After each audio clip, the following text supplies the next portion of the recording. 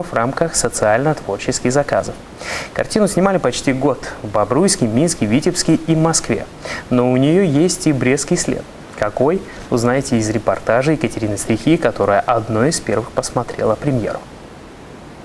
Сергей – простой парень из Бобруйска, любитель футбола, рыбалки и отдыха с друзьями. Работает автомойщиком и мечтает принять участие в ралли-рейде. Внезапно в его размеренное существование врывается молодая московская хакерша Юлия. Привет.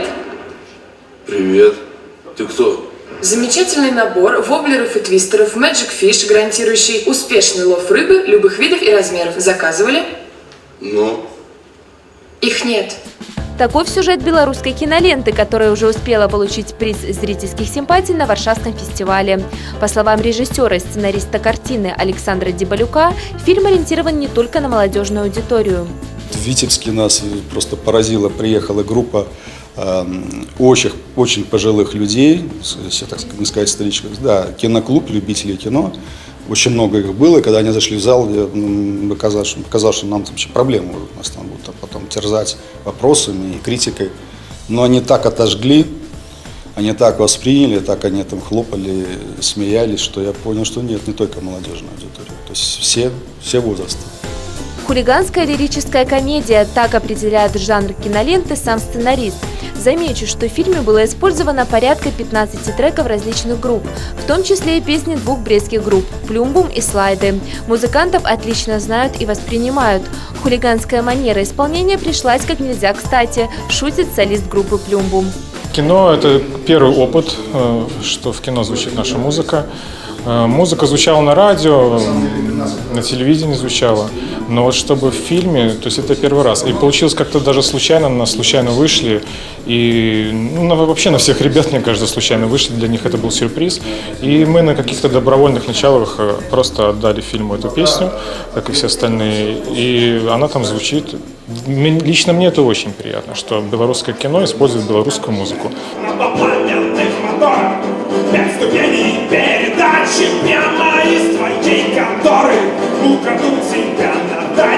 А вот группа «Слайды» заинтересовала режиссера своей лирической композицией. Это как минимум то, чего еще не было в истории группы «Слайды», поэтому это новый шаг. И я надеюсь, что не последний раз наши песни попадают в фильм, не последний фильм с участием белорусских исполнителей в качестве авторов саундтрека.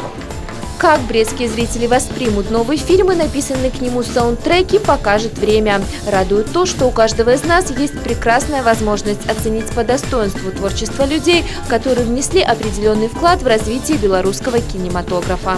Очень сложно предсказывать эмоцию и реакцию зрителей, очень сложно.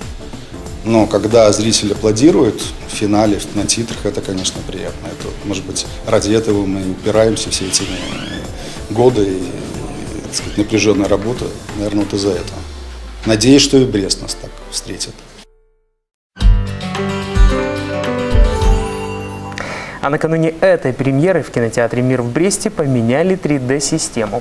Новая улучшила качество изображения. Теперь зрители могут видеть на экране самые сочные оттенки. Вместе с системой поменяли очки. Переоборудование коснулось и зрительного зала. Теперь на задних рядах установлены модульные системы, которые позволяют расположиться во время сеанса более комфортно. Что в предстоящие дни можно посмотреть в кинотеатрах региона, знает Екатерина Гараева.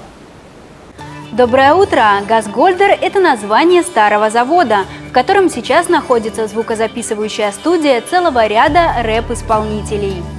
Но с 24 апреля это еще и фильм, в главных ролях в котором снялись Василий Вакуленко, Алексей Долматов и участники рэп-группы АК-47.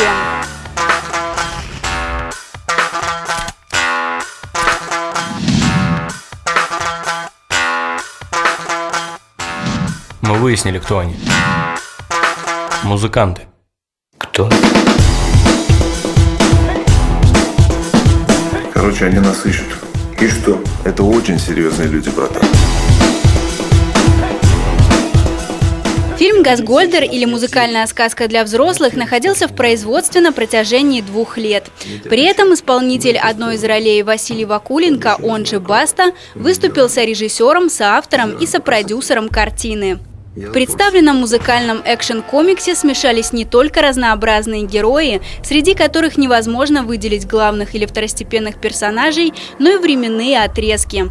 Потому что события будут происходить то в Москве 30-40-х годов, то в Москве современной. Нам предстоит увидеть ряд запутанных историй, в которых найдут место и деньги, и любовь, и власть, и подлость. Режиссером картины стал Иван Курский, который до этого проекта жил и работал в Америке. Кроме того, специально для постановки сцены погони в Москву прилетела команда каскадеров во главе с Сирилом Рафаэли, известным по проектам «13-й район» и «Крепкий орешек». Хронометраж картины составляет 90 минут. Конечно, в первую очередь эта картина будет интересна поклонникам рэп-индустрии. Ну а всем остальным будет просто любопытно увидеть, легко ли музыкантам играть в большом кино, пусть даже и самих себя.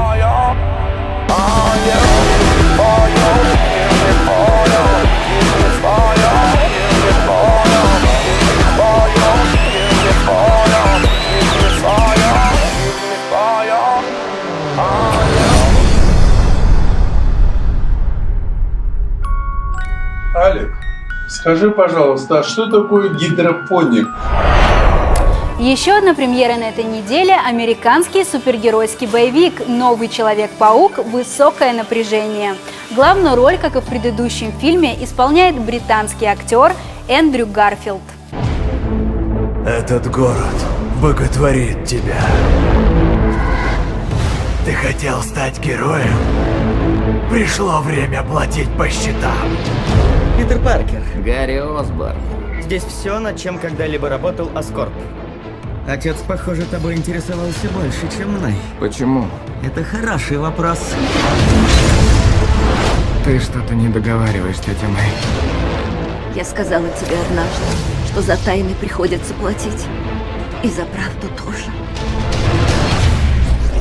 Мы рассчитываем на тебя, Питер Паркер. Фильм основан на комиксах о супергерое Marvel Comics «Человеке-пауке» и является сиквелом фильма «Новый Человек-паук», а также второй частью новой тетралогии. Питер Паркер под маской Человека-паука по-прежнему спасает мир от злодеев и преступников, а свободное время проводит со своей возлюбленной Гвен.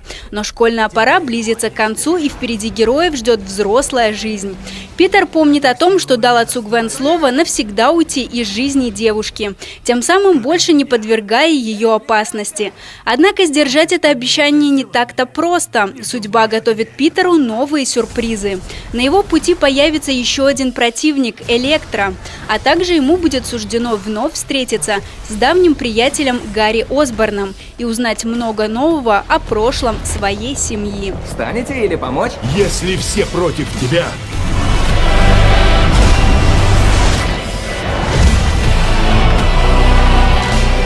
ты должен сделать выбор.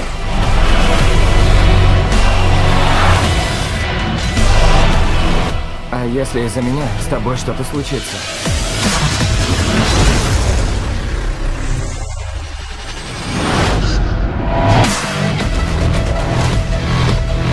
Один ты не справишься.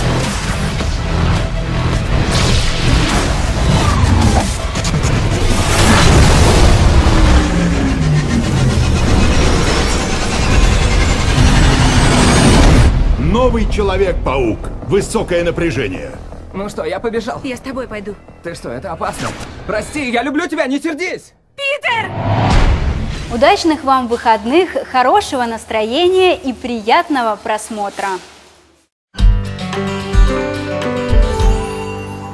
Все краски весны. В предстоящее воскресенье в Бресте пройдет парад мыльных пузырей.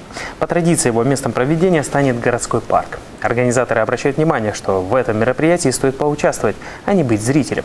Участника этого события должна отличать яркая одежда, наличие мыльных пузырей и, конечно, соответствующее настроение. Ко всему у мероприятия есть благотворительная сторона.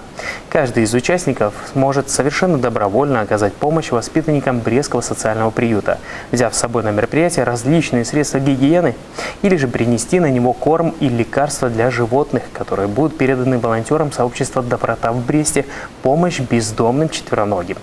Пункты сбора будут находиться на сцене театра эстрады. А стартует сам парад в полдень 27 апреля от площадки за главным входом в парк. Примечательно, что в это же время такое же событие пройдет в Могилеве. Ждем хорошей погоды на выходные. Ну и, конечно же, на сегодня.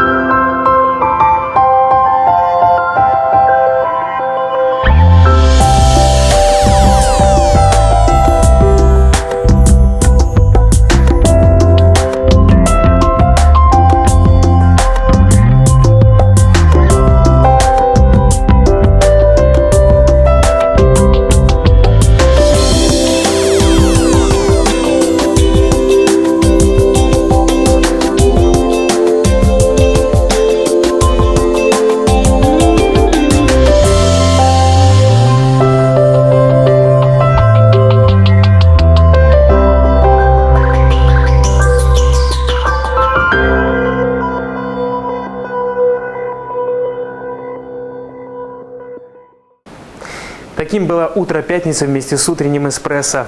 Впереди последний рабочий день на этой неделе, но и последние выходные в апреле, которые, по словам синоптиков, должны быть очень жаркими и насыщенными. Это уже зависит от вас. Меня зовут Денис Липкин. Всем удачи на работе и, конечно же, отличного уикенда.